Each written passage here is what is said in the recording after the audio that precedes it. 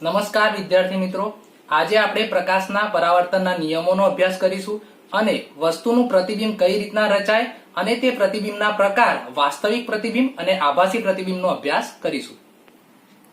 પ્રકાશના પરાવર્તનના નિયમો લખો. હવે પ્રકાશના પરાવર્તનના બે નિયમ છે. એ નિયમ હું અહીં આકૃતિ દોરું, તેના ઉપર ધ્યાન રાખજો. એ જો શબ્દો તમને સમજણ પડી જશે તો પરાવર્તનના નિયમ તમને સરળતાથી આવડી જશે. સૌથી પહેલા તો જે સપાટી ઉપર પ્રકાશનું કિરણ આપાત થતું હોય તે સપાટીને આપણે આપાત સપાટી કહીએ છીએ.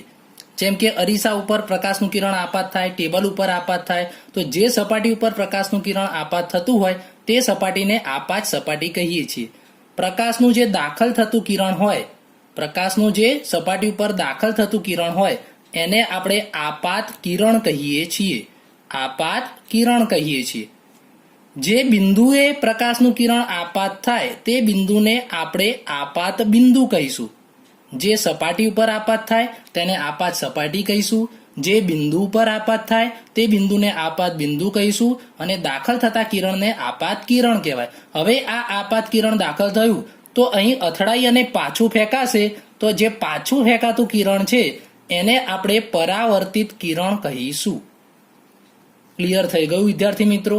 દાખલ થતા કિરણને આપાત કિરણ, પાછા ફેંકાતા કિરણને પરાવર્તિત કિરણ.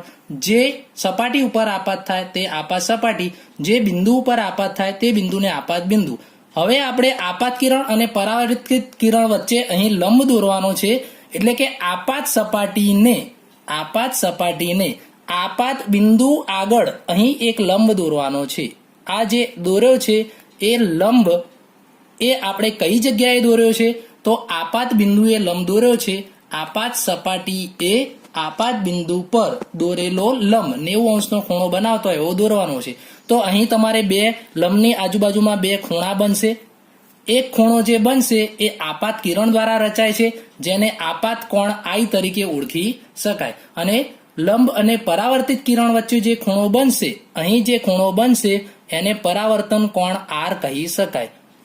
જો તમને આ ક્લિયર હોય, આપાત કોણ, પરાવર્તન કોણ, કોણ એટલે કે ખૂણો, આપાત કિરણ અને પરાવર્તિત કિરણ, આ તીર છે જે એ કિરણ છે, તો તમને નિયમો સરળતાથી આવડી જાય. પહેલો નિયમ એવો છે કે ધારો કે આપાત કોણ 40 અંશનો હોય તો આ પરાવર્તન કોણ પણ 40 અંશનો થાય. એટલે કે I અને R ના માપ સમાન હોય છે. સિમ્પલ નિયમ છે. આપાત કોણ, કોણ એટલે ખૂણો, આપાત કોણ I અને પરાવર્તન કોણ R ના માપ સમાન હોય છે. બીજો નિયમ એવો છે કે આ જે ત્રણ વસ્તુ દોર્યું એ ત્રણેય એક જ સમતલમાં હોય છે. એક જ સમતલ એટલે કે એક જ સપાટી. એને આપણે એમ સમજી શકાય કે ધારો કે આ પેન અને એનું ઢાંકણું છે અને અહીં હું આંગળી મૂકું, હવે એ આંગળી આમ રાખું તો આ એક સમતલમાં ના કહેવાય. ઢાંકણું આ સાઈડ જાય છે, પેન આ સાઈડ જાય છે, આંગળી ઉપરની સાઈડ જાય છે, તો આ એક સમતલમાં ના કહેવાય. જેમ કે આપણે સમઘન છે, દડો છે, એ બધા સમતલમાં ના કહેવાય. જ્યારે લંબચોરસ, ચોરસ એ સમતલમાં કહેવાય. તો આ ત્રણેય આપણે એક જ કાગળ પર દોરી શકીએ છીએ. મતલબ કે ત્રણે ત્રણ એક જ સમતલમાં છે. આપાત કિરણ, પરાવર્તિત કિરણ અને આપાત સપાટીએ આપાત બિંદુ આગળ દોરેલો લંબ, ત્રણે ત્રણ એક જ સમતલમાં હોય છે. આ બે સિમ્પલ નિયમ છે. એક મુદ્દો ખાસ ધ્યાન રાખજો કે જો પ્રકાશનું આપાત કિરણ અહીં 90 અંશે સીધું લંબ રૂપે દાખલ થાય, લંબ રૂપે, તો પરાવર્તિત કિરણ પણ લંબ રૂપે જ પાછું જશે. તો I અને R એટલે કે આપાત કોણ અને પરાવર્તન કોણના માપ 0 હોય છે. એટલે કે I બરાબર R બરાબર 0 હોય. અને બીજું એક ખાસ યાદ રાખવાનું કે ચાંદી પ્રકાશનું સૌથી ઉત્તમ પરાવર્તક ગણાય છે. મતલબ કે સૌથી વધુ પ્રકાશનું પરાવર્તન કોઈ કરતું હોય તો એ ચાંદીની સપાટી ઉપરથી સૌથી વધુ થતું હોય છે. વસ્તુનું પ્રતિબિંબ રચાય છે તેમ ક્યારે કહેવાય અને પ્રતિબિંબના પ્રકાર વિશે સ્પષ્ટતા કરો. તો હવે આપણે જોઈએ કે વસ્તુનું પ્રતિબિંબ કઈ રીતના રચાય. તો ધારો કે આપણે એમ વિચારીએ કે અહીં એક મીણબત્તી કે કોઈ વસ્તુ અહીં તમારી પાસે છે. આ મીણબત્તીનો ઉપરનો પોઈન્ટ છે, આ મીણબત્તીનો નીચેનો પોઈન્ટ છે. હવે જે એ મીણબત્તી છે એના દરેક બિંદુમાંથી પ્રકાશનું ઉદ્ગમ નીકળે એમ કહી શકાય. ધારો કે મીણબત્તીનો આપણે ખાલી ઉપરનો એક પોઈન્ટ અહીંયા ધ્યાનમાં રાખીએ. એટલે વસ્તુનું આપણે આ એક બિંદુ લીધું, આ મીણબત્તી હતી, એનો એક પોઈન્ટ આપણે લઈએ છીએ. એટલે કે વસ્તુનું એક બિંદુ લીધું. આ બિંદુથી આપણે શરૂ કરીએ છીએ. આકૃતિ સમજજો વિદ્યાર્થી મિત્રો. આકૃતિ દોરવાની નથી, પરંતુ આકૃતિ ઉપરથી તમને થિયરી એકદમ પરફેક્ટ આવડી જશે. હવે આ વસ્તુને એક બિંદુ લીધું, આ બિંદુથી શરૂ કરી હવે આમાંથી એક કિરણ નહીં નીકળે, ઘણા બધા કિરણો નીકળશે. કારણ કે આપણે ભણી ગયા કિરણપુંજ, એક કિરણ નહીં, ઘણા બધા કિરણપુંજ એ હવે ધારો કે અહીં કોઈ સપાટી આવી જાય છે, જેમ કે અરીસો આવી જાય છે, તો એ અરીસા ઉપરથી કાં તો પરાવર્તન પામી, કાં તો વક્રીભવન પામી, કાં તો પરાવર્તન, કાં તો વક્રીભવન પામી કોઈ એક બિંદુએ પાછા ભેગા થતા હોય, કાં તો ભેગા થતા હોય તેવો ભાસ થાય. મતલબ જો સાચુકલા ભેગા થતા હોય તો એ ભેગા થાય છે તેમ કહેવાય, પરંતુ ભેગા ના થતા હોય પરંતુ આપણને એવું દેખાય તો એ ભેગા થતા હોય તેવો ભાસ થાય, એવું કહી શકાય. તો આ જે બીજું બિંદુ અહીં રચાયું એ બિંદુને આ પ્રથમ બિંદુનું પ્રતિબિંબ કહે છે. ધારો કે અહીં બિંદુ એ છે તો એનું પ્રતિબિંબ આપણને A' રચાય. સિમ્પલ આપણે સમજીએ તો આપણા ઘરે જે અરીસો છે એ અરીસામાં જોઈએ તો આપણું સામે પ્રતિબિંબ રચાય છે. એ પ્રતિબિંબની અંદરની સાઈડ જે બિંદુ છે, દરેક એક બિંદુનો અભ્યાસ કરીએ તો એનું પ્રતિબિંબ A' ક્યારે રચાય? તો એમાંથી ઘણા બધા કિરણો નીકળે. એ બધા કિરણો કાં તો પરાવર્તન કાં તો વક્રીભવન, એ બંને માંથી કોઈ એક ઘટના દ્વારા પાછા એક બિંદુએ મળે અથવા મળતા હોય તેવો ભાસ થાય તો તે બીજા બિંદુને પ્રથમ બિંદુનું પ્રતિબિંબ કહેવાય. જો ખરેખર સાચુકલા મળતા હોય તો આની પાછળ તમે સફેદ પડદો રાખો તો એ સફેદ પડદા ઉપર તમે આ પ્રતિબિંબને ઝીલી શકો છો. જે પડદા ઉપર ઝીલી શકાય એને આપણે વાસ્તવિક પ્રતિબિંબ કહીએ છીએ. વાસ્તવિક પ્રતિબિંબ છે એ તમે થિયેટરમાં મૂવી જોવા જાઓ છો તો એ પડદા ઉપર પ્રતિબિંબ રચાય છે, મતલબ એ વાસ્તવિક પ્રતિબિંબ છે.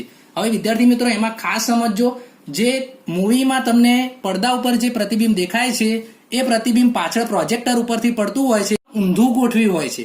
મતલબ કે ત્યાં તમે પ્રોજેક્ટરમાં જુઓ રીતના હોય, જ્યારે તમે પડદા ઉપર જુઓ છો તો સીધું દેખાય છે. મતલબ શું સમજવાનું કે મતલબ વાસ્તવિક પ્રતિબિંબ હંમેશા ઉલટું દેખાય છે. તો આપણે સીધું ચિત્ર જોવું હોય તો પછી આપણે પ્રોજેક્ટરમાં પ્રિન્ટ કેમની ગોઠવવી પડશે? ઊંધી ગોઠવવી પડશે. જો ઊંધી ગોઠવીએ તો આપણને પ્રતિબિંબ સીધું દેખાય. જો આટલું સમજણ પડી જાય તો થિયરી એકદમ ક્લિયર થઈ જશે. સૌથી પહેલા પ્રતિબિંબ ક્યારે રચાય? તો આપણે જોયું કે મીણબત્તી વસ્તુ લીધી, વસ્તુ પરના કોઈ એક બિંદુએથી શરૂ કરી ઘણા બધા કિરણો પરાવર્તન અથવા વક્રીભવન પામી બીજા કોઈ એક બિંદુએ મળે અથવા વાસ્તવિક પ્રતિબિંબમાં મળે છે અથવા મળતો હોય તેવો ભાસ થાય તો બીજા બિંદુને પ્રથમ બિંદુનું પ્રતિબિંબ કહેવાય. પ્રતિબિંબના બે પ્રકાર છે, વાસ્તવિક પ્રતિબિંબ અને આભાસી પ્રતિબિંબ. જો એનો તફાવત પૂછાય તો તમે આ રીતના લખી શકો છો ભાગ પાડીને, અને જો થિયરીમાં પૂછાય તો પહેલા વાસ્તવિક પ્રતિબિંબ લખી દેવાનું, પછી આભાસી પ્રતિબિંબ લખી દેવાનું. વાસ્તવિક પ્રતિબિંબની વ્યાખ્યા બહુ સિમ્પલ છે. જો પ્રકાશના કિરણો પરાવર્તન કે વક્રીભવન પામી વાસ્તવમાં કોઈ એક બિંદુએ મળતા હોય, ખાસ ધ્યાન રાખજો, વાસ્તવમાં મળતા હોય તો તેમના વડે જે પ્રતિબિંબ રચાય એને વાસ્તવિક પ્રતિબિંબ કહેવાય. અહીં વાસ્તવમાં મળતા ન હોય પરંતુ મળતા હોય તેવો આપણને ખાલી ભાસ થાય તો એવા પ્રતિબિંબને આપણે આભાસી પ્રતિબિંબ કહીએ છીએ. વાસ્તવિક પ્રતિબિંબને પડદા ઉપર ઝીલી શકાય. મેં હમણાં જ કહ્યું, થિયેટરનું ઉદાહરણ તમે ધ્યાનમાં રાખો તો વાસ્તવિક પ્રતિબિંબને પડદા ઉપર ઝીલી શકાય છે, જ્યારે આભાસી પ્રતિબિંબના પડદા ઉપર ઝીલી શકાતું નથી. બીજું યાદ રાખવાનું છે, ખાસ યાદ રાખજો, વાસ્તવિક પ્રતિબિંબ હંમેશા ઉલટું હોય છે. ઇંગ્લિશનો અક્ષર વર્ડ યાદ રાખજો, એટલે કે વાસ્તવિક પ્રતિબિંબ હંમેશા ઊંધું હોય છે, જ્યારે આભાસી પ્રતિબિંબ હંમેશા ચત્તું હોય છે. તમે સમતલ અરીસામાં ઘરે માથું ઓળો છો તો તમારું પ્રતિબિંબ ચત્તું જ દેખાય છે, એનો મતલબ એ આભાસી પ્રતિબિંબ કહી શકાય.